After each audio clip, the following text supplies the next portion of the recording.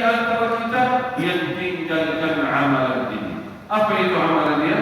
Setiap habis salat fardu baca satu kali ayatul kursi. Ayatul kursi. Allahu la ilaha illa huwal hayyul qayyum. Satu ayat juga sampai satu minit. Ia baca ayat kursi Nabi sallallahu alaihi wasallam bersabda di hadis sahih, siapa yang membaca ayat kursi sesudah salat fardu, tidak ada yang menghalanginya dari surga kecuali mati.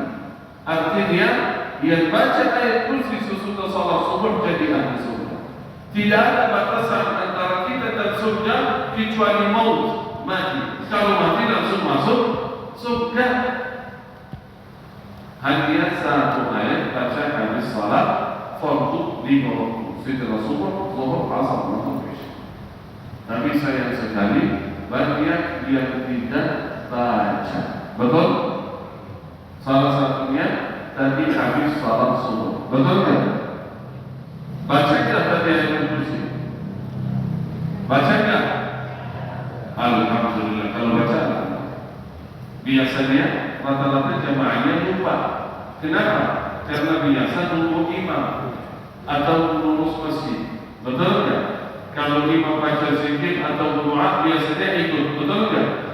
Kalau baca zikir apa saja kita ikut. Nggak apa-apa. Tapi kalau imam nggak baca ayat kursi, jangan tinggalkan. Baca masing-masing.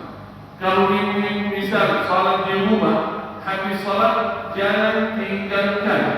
Baca ayat